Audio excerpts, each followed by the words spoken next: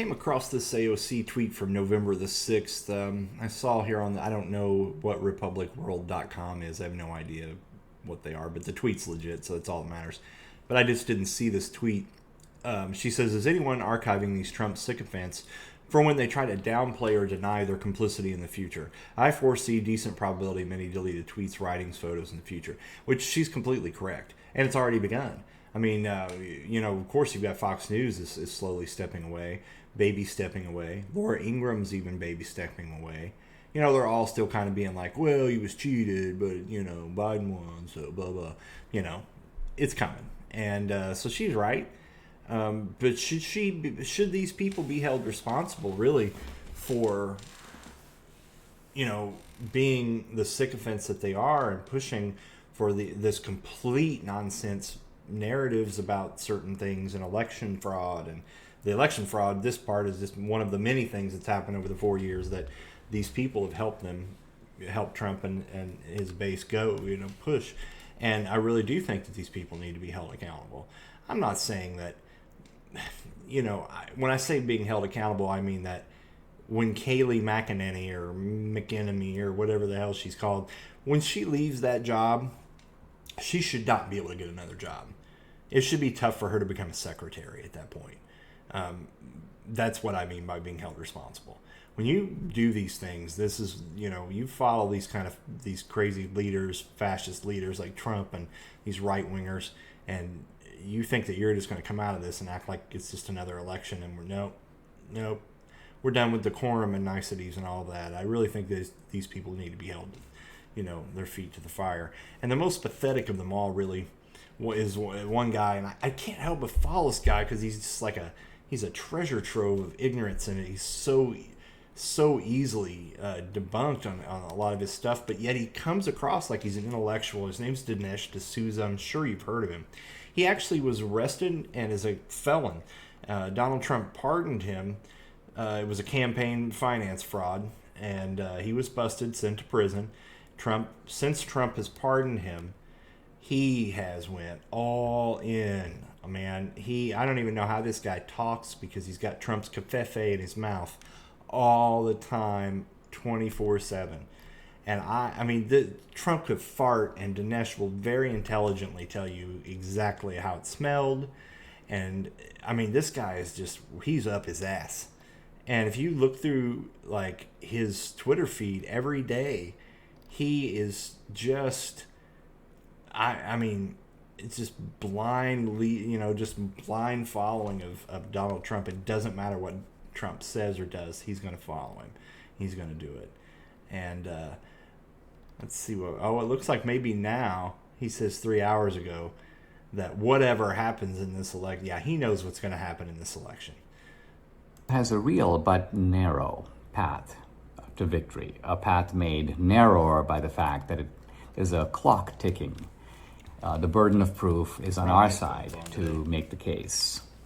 And you can't just make the case rhetorically, you have to make it legally, meaning consistent with election law. You have to prove that there's enough fraud to make a difference. So it's not enough to show, for example, that 5,000 dead people voted if Biden's margin is 20,000, because that would not be enough to overturn the result anyway. I certainly hope that the Trump team can do this. I have faith in them. I have faith in Sidney Powell. And I don't want the bad guys to get away with it. I don't want the crooks to, you may say, steal this election fair and square. He's still thinking that Sidney Powell has anything to do with this. Not just bad for us, 3 hours bad ago. For democracy. But it could happen, and it's part of maturity to think about what then. I do want to say two things. One, we should put aside any kind of foolish talk about starting a third party. I've been hearing some of this, and it's a very bad idea. American politics is fought in teams. We need to bring together the traditional Republicans and the patriots, or the MAGA types. Both need each other. Temperamentally, the two groups are a little different, but they do have many shared values, and only together can they defeat the Democrats and the left. Yeah, American politics has had more than one party. New parties have come into being, including in the 19th century, the Republican Party. But the Republican Party replaced the Whig Party. So unless you can think of a new party that would incorporate the Republican Party, this idea that we can have a Democratic Party, a Republican Party, say a MAGA party, we can never win that way. So drop that idea. Second point I want to make is that even if we lose, all is not lost. The country is not lost. We should not be immature. You've already been immature. We should fight in Georgia to hold the Senate. That's very important. If you ever really truly want this to watch Dinesh D'Souza just get utterly destroyed, is go watch him debate. Christopher Hitchens. Couldn't think of his name for a second. There's a whole thing on YouTube called Hitch Slap, where it's always over religion. Dinesh is a big religious guy that debates atheists, and he came across Christopher Hitchens, and Christopher Hitchens owned Dinesh so bad, so many times, in so many debates, that I'm really surprised Dinesh kept doing it. It was sad. It was kind of like watching Mike Tyson fight like a 14-year-old kid, and you should go watch him. I call it Hitch Slap. You'll find him pretty quickly. But yeah, he's one of them. The other one that I just can't stand is Lou Dobbs, man. Lou wants to be Trump so bad.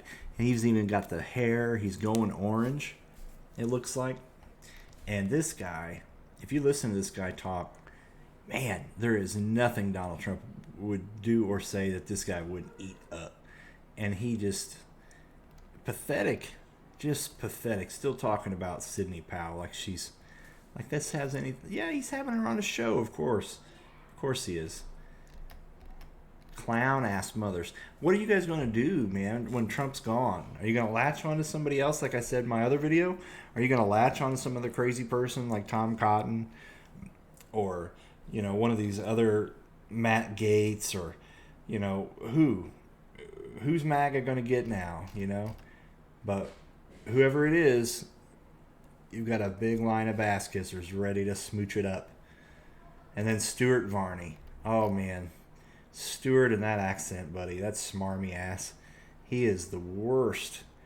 And I think out of all of the 3 people I've talked to, listening to Stuart Varney is the hardest thing for me to do. I can't even hear his voice. He's just awful. But, what are these... So all these sycophant people that just do anything Trump says and parrot anything he says, what are you going to do, man? Your guy's gone. You got beat. You went all in, and some of you crazy son of a bitches painted Trump on your truck. What are you going to drive? You going to drive to work now after Inauguration Day with Trump on the side of your truck? I just don't get it, man. I just don't get it. But anyway, back to AOC's point. I think she's right, and I really do think that a lot of these people really need to be held accountable and not really... and have a very difficult time finding a job, and let them understand what it's like to stand on an unemployment line for once in their lives.